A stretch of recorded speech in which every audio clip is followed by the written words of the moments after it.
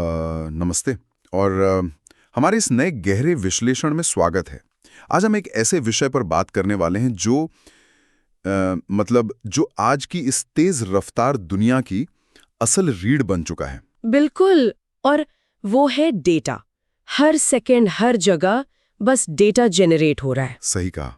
लेकिन देखिए, कच्चा डेटा या जिसे हम रॉ डेटा कहते हैं, वो अपने आप में बहुत एक बिखरे हुए कमरे की तरह होता है। हाँ, जहाँ करोड़ों का समांतर रखा है लेकिन बिना किसी व्यवस्था के। हाँ, और जब आपको अचानक से किसी जरूरी चीज की या कह लें छोटी सी सुई की जरूरत पड़े तो आप उसे ढूंढ ही नहीं सकते। इस अव्यवस्थित डेटा को इस पूरी उलझन को सुलझाने का काम करते हैं हमारे डैशबोर्ड। बिल्कुल, डैशबोर्ड ही वो टूल है जो इस कच्चे डेटा को उपयोगी जानकारी में बदलता है। इसे ऐसे सोचिए जैसे किसी गाड़ी का डैशबोर्ड। हाँ। आपको ये जानने के लिए कि गाड़ी की स्पीड क्या है या पेट्रोल कितना बचा है, बार बार बोनेट खोलकर इंजन तो नहीं देखना पड़ता, है ना? सही बात है। आप बस सामने देखते हैं और आपको सब पता चल जाता है। बस यही काम एक बेहतरीन डेटा डैशबोर्ड करता है। वो किसी भी बिजनेस की सबसे अहम जानकारी आपको एक झटके में दे देता है।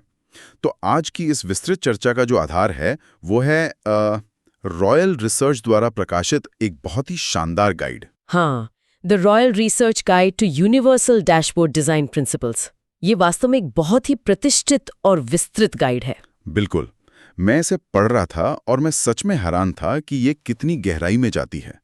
तो मैं आपसे जानना चाहूंगा एक एक्सपर्ट के तौर पर कि इस विषय का इतना महत्व क्यों है। देखिए, अगर तकनीकी और रणनीतिक नजरिए से बात की जाए तो आज किसी भी बड़ी संस्था या कंपनी के पास डेटा की कोई कमी नहीं है।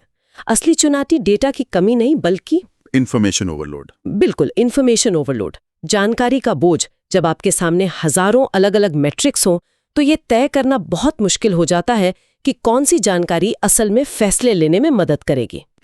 यानी सिर्फ जानकारी होना काफी नहीं है। सही कहा। सही समय पर, सही संदर्भ में और सबसे जरूरी सही विजुअल रूप में जानकारी का सामने आना ही असली खेल है। और यहीं पर पावर बीआई, टैब्लू और क्लिक जैसे आधुनिक टूल्स ने क्रांति ला दी है। तो डैशबोर्ड किसी भी संस्था के प्रदर्शन का या परफॉर्मेंस का एक तुरंत दिखने वाला स्नैपशॉट है। हाँ, एक ऐसा स्नैपशॉट जो यूजर का कीमती समय बचाता है। इसका सबसे बड़ा लक्ष्य ही यही है कि जटिल डेटा को स्पष्ट और तुरंत इस्तेमाल करने योग्य यानी एक्शनेबल इनसाइट्स में बदला जाए, जिससे जानकारी के उस भारी बोझ से बचा जा सके जिसके बारे में हमने अभी बात की। तो चलिए इस गाइड के कोर सिद्धांतों से शुरुआत करते हैं। इसमें 5 सार्वभौमिक डिजाइन सिद्धांतों का जिक्र है। जी, और इसमें सबसे पहला सिद्धांत बहुत ही बुनियादी लेकिन सबसे महत्वपूर्ण है। अपनी ऑडियंस को जाने। Know your audience. Her user की डेटा को समझने की क्षमता और जरूरत अलग अलग होती है ना? बिल्कुल। बहुत से डिजाइनर्स ये गलती करते हैं कि जो डेटा उन्हें अच्छा लग रहा है वही वो सबको दिखा देते हैं। लेकिन सोचिए, कंपनी के एक बड़े अधिकारी जैसे किसी सीईओ को क्या चाहिए? उन्हें शायद बस एक हाई लेवल समरी चाहिए होगी। एकदम सही। उनके पास शायद स्क्रीन देखने के लिए बस कुछ ही सेकंड होते हैं। उन्हें मैक्रो लेवल के ट्रेंड्स या मुनाफे के इंडिकेटर्स देखने हैं। हाँ, अगर उनके सामने रोजमर्रा के हजारों ट्रांजैक्शन की एक पूरी ग्रिड खोलकर रख दी जाए तो वो उनके लिए एकदम बेकार है। वही दूसरी तरफ अगर कोई डेटा एनालिस्ट है तो उसे उस ग्रिड की उस गहराई की जरूरत है। तो ऑडियंस के हिसाब से डिजाइन बदलना चाहिए। ये बहुत ही तार्किक बात है। अब दूसरे सिद्धांत पर आते हैं, जो है स्पष्ट उद्देश्य तय करना। कोई भी डैशबोर्ड बनाने से पहले ये जानना जरूरी है कि वो किन सवालों के जवाब देगा। बिल्कुल। बिना किसी स्पष्ट लक्ष्य के एक डैशबोर्ड पूरी तरह से दिशाहीन हो जाता है।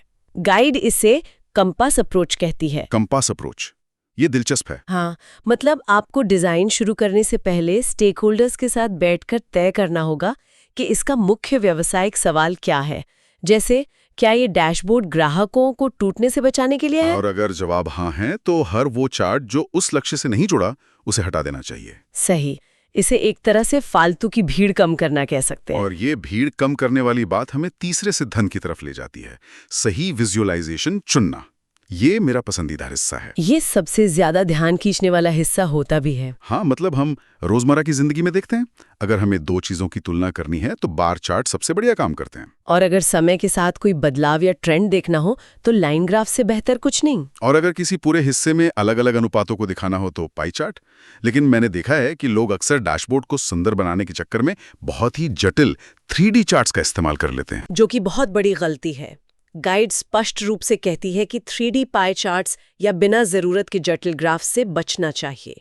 विजुअलाइजेशन का काम कहानी को साफ साफ समझाना है, उसे सुंदर बनाकर कंफ्यूज करना नहीं। बिल्कुल। और एक बार जब हम सही चार्ट चुन लेते हैं तो चौथा सिद्धांत आता है, महत्वपूर्ण जानकारी को प्राथमिकता देना। प्रायोरिटाइजेशन। देखिए, एक ही स्क्रीन पर बहुत सारा डेटा हमेशा भ्रम पैदा करता है, इसलिए रंग, आकार और जगह का सही इस्तेमाल बहुत जरूरी है। मैंने गाइड में F पैटर्न के बारे में पढ़ा था। ये क्या होता है? ये मनोविज्ञान से जुड़ा है। इंसान की आंखें किसी भी स्क्रीन को आमतौर पर ऊपर से बाएं, फिर दाएं और फिर नीचे की तरफ स्कैन करती हैं, जैसे अंग्रेजी का अक्षर F होता है। ओह, तो इसका मतलब सबसे जरूरी जानकारी जो कि की परफॉर्मेंस इंडिकेटर है, वो स्क्रीन के टॉप लेफ्ट कॉर्नर में होनी चाहिए। एकदम सही पकड़े आप। और इसी के साथ रंग का इस्तेमाल भी बहुत सोच समझकर होना चाहिए। हाँ, मतलब रंग कोई दिवाली की सजावट तो है नहीं। मिस हो गया हो, वहां चटक लाल रंग का इस्तेमाल करें। बहुत ही स्मार्ट अप्रोच है। और इसी से जुड़ा है पांचवा सिद्धांत, सहज नेविगेशन। सहज नेविगेशन और एक रूपता यानी कंसिस्टेंसी। अगर आप रंग, फॉन्ट और लेआउट में एक रूपता नहीं रखेंगे तो यूजर का दिमाग जानकारी समझने के बजाय डिजाइन समझने में उलझ जाएगा। हाँ, पढ़ने का एक तार्किक प्रवाह, एक लॉजिकल फ्लो होना चाहिए। तो ये तो हो गए वो 5 बुनियादी डिजाइन सिद्धांत जो रॉयल रिसर्च की गाइड में बताए गए हैं। लेकिन ये गाइड सिर्फ बेसिक्स पर ही नहीं रुकती। नहीं, ये गाइड उन एडवांस्ड डैशबोर्ड डिजाइन कॉन्सेप्ट्स की गहराई में भी जाती है जिन्होंने इस पूरी इंडस्ट्री को बदल कर रख दिया है। बिल्कुल। और इसमें सबसे पहला एडवांस्ड कॉन्सेप्ट है इंटरैक्टिविटी। ये मुझे किसी पहेली को सुलझाने या परत दर परत जानकारी खोलने जैसा लगता है। इन्हें उन्हें डायनामिक बना दिया है। जैसे फिल्टर्स और ड्रिल डाउन्स का इस्तेमाल। हाँ, फिल्टर्स और ड्रिल डाउन्स की मदद से यूजर स्क्रीन पर बिना भीड़ बढ़ाए डेटा की गहराई में जा सकता है। आप सिर्फ समरी देखिए और जहां कुछ अजीब लगे वहां क्लिक करके अंदर की डिटेल्स देख लीजिए। ये तो बहुत ही पावरफुल है। इसके बाद जो दूसरा एडवांस कॉन्सेप्ट है वो है रियल टाइम डेटा। आज के तेज बिजनेस माहौल में पुराने डेटा पर फैसले लेना तो शायद पीछे रह जाने जैसा है। एकदम। आज चीजें इतनी तेजी से बदलती हैं कि कल का डेटा आज पुराना हो जाता है। लेकिन क्या हर चीज के लिए रियल टाइम डेटा जरूरी है? ये एक बहुत ही व्यवहारिक सवाल है। गाइड इस पर जोर देती है कि रियल टाइम डेटा का इस्तेमाल रणनीतिक होना चाहिए। हर मैट्रिक को सेकंड दर सेकंड अपडेट करने की जरूरत नहीं है। हाँ, इंफ्रास्ट्रक्चर का खर्च भी तो देखना होता है। अब तीसरे एडवांस कॉन्सेप्ट की तरफ बढ़ते हैं, जिसने मुझे सच में हैरान कर दिया था, एडवांस एनालिटिक्स। ये आज के समय का सबसे बड़ा गेम चेंजर है। सच में? मतलब अब तक मैं सोच रहा था कि डैशबोर्ड सिर्फ बीते हुए कल का रिपोर्ट कार्ड होते हैं, लेकिन मशीन लर्निंग और प्रेडिक्टिव एनालिटिक्स के जुड़ने से तो ये भविष्य भी देख सकते हैं। हाँ, अब ये सिर्फ ये नहीं बताते कि क्या हुआ, बल्कि ये अनुमान भी लगाते हैं कि क्या होने वाला है। ये तो एक तरह से आहा मोमेंट है। मतलब एक डैशबोर्ड आपको बता दे कि अगले हफ्ते किस प्रोडक्ट की डिमांड बढ़ने वाली है। और सिर्फ बताए ही नहीं, बल्कि उसके आधार पर आपको क्या एक्शन लेना चाहिए ये सुझाव भी दे दे। कमाल है। लेकिन इन सब भारी कैलकुलेशंस के बीच चौथा कॉन्सेप्ट बहुत प्रासंगिक हो जाता है, परफॉर्मेंस ऑप्टिमाइजेशन। बिल्कुल, क्योंकि धीमे लोड होने वाले डैशबोर्ड से ज्यादा निराशाजनक कुछ नहीं होता। सच में, अगर डैशबोर्ड खुलने में ही 2 मिनट लगा दे तो इंसान का मन ही उछट जाएगा। इसीलिए बैकएंड पर डेटा क्वेरीज और विजुअल्स को ऑप्टिमाइज करना बहुत जरूरी है। स्पीड बनी रहनी चाहिए। और आखिरी एडवांस्ड कॉन्सेप्ट है टेस्ट और इटरेट। मतलब ये कोई एक बार का काम नहीं है जिसे बनाकर भूल गए। नहीं, ये एक लगातार चलने वाली प्रक्रिया है।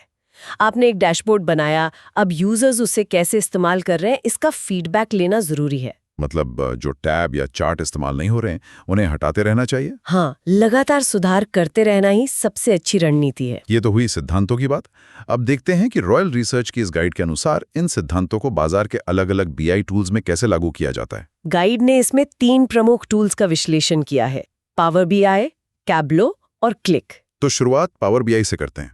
इसका नाम तो लगभग हर जगह सुनने को मिलता है। इसकी सबसे बड़ी वजह इसका माइक्रोसॉफ्ट इकोसिस्टम के साथ बहुत अच्छी तरह से जुड़ जाना है। हाँ, इसका इंटरफेस भी काफ़ी आसान है और जो संस्थाएं पहले से एक्सेल या एज़्योर इस्तेमाल कर रही हैं, उनके लिए बहुत स्वाभाविक विकल्प बन जाता है। बिल्कुल। और इसमें मौजूद जो टेम्पलेट्स हैं वो डिज़ाइन में एक रूपता लाने में बहुत मदद करते हैं। फिर आता है टैब्लू। इसके बारे में मैंने सुना है कि डेटा एनालिस्ट इसे बहुत पसंद करते हैं। हाँ, टैब्लू अपने विजुअल्स के लिए बहुत मशहूर है। इसका drag and drop feature users को प्रयोग करने की बहुत आज़ादी देता है। मतलब आप डेटा के साथ खेल सकते हैं और नए पैटर्न खोज सकते हैं। सही कहा। इसके विजुअल्स बेहद आकर्षक और इंटरैक्टिव होते हैं। और तीसरा टूल है क्लिक। इसके बारे में गाइड में कुछ बहुत ही अनोखी बातें लिखी हैं। हाँ, क्लिक का सबसे अनोखा फीचर है इसका एसोसिएटिव डेटा इंडेक्सिंग। ये थोड़ा तकनीकी लग रहा है। ये एसोसिएटिव डेटा इंडेक्सिंग काम कैसे करता है? इसे ऐसे समझिए, पारंपरिक टूल्स में जब आप कुछ फिल्टर करते हैं तो सिर्फ उससे जुड़ा डेटा दिखता है, बाकी छिप जाता है। लेकिन क्लिक में डेटा के बीच के छिपे हुए रिश्ते भी दिखते हैं। ये आपको वो भी दिखाता है जो आपके फिल्टर किए गए डेटा से जुड़ा हुआ नहीं है। अच्छा, तो ये एक तरह से उन सवालों को सामने लाता है जो शायद हमने सोचे भी नहीं थे। बिल्कुल। और साथ ही इसका रिस्पॉन्सिव डिजाइन इसे मोबाइल स्क्रीन के लिए भी बेहतरीन बनाता है। ये वाकई बहुत ही रोचक जानकारी है। इन तीनों टूल्स के अपने अपने मजबूत पहलू हैं। हाँ, और रॉयल रिसर्च के गाइड का मुख्य संदेश भी यही है। डैशबोर्ड डिजाइन सिर्फ ये जानना नहीं है कि कौन सा टूल कैसे चलाना है, बल्कि ये ऑडियंस की जरूरत को समझने और डेटा में स्पष्टता लाने के बारे में है। बिल्कुल। एक डैशबोर्ड चाहे जितना भी आकर्षक दिखे, अगर वो जानकारीपूर्ण यानी इन्फॉर्मेटिव नहीं है तो उसका कोई फायदा नहीं। ये बहुत ही सटीक बात कही आपने। जो लोग इस गहरे विश्लेषण को सुन रहे हैं, उनके मन में शायद ये सवाल आ रहा होगा कि इसका उनके रोजमर्रा के काम से क्या लेना देना है, खासकर अगर वे खुद डैशबोर्ड नहीं बनाते हैं। ये एक बहुत ही स्वाभाविक विचार है। लेकिन सच तो ये है कि इन सिद्धांतों को समझने के बाद किसी के लिए भी एक अलग ही नजरिया खुल जाता है। बिल्कुल खुल जाता है। मतलब भले ही आप कोडिंग ना करते हो, लेकिन अगली बार जब आप किसी मीटिंग में, किसी रिपोर्ट में या यहाँ तक कि न्यूज में कोई चार्ट देखेंगे तो आप उसे बहुत आसानी से पढ़ पाएंगे। हाँ, आप तुरंत समझ जाएंगे कि कौन सा डेटा काम का है और कौन सा सिर्फ सजावट के लिए रखा गया है। सही कहा। आज के इस इंफॉर्मेशन ओवरलोड वाले दौर में डेटा में से असली काम की जानकारी तुरंत निकाल लेना सच में एक सुपर पावर की तरह है। और ये सुपर पावर आने वाले समय में और भी महत्वपूर्ण होने वाली है।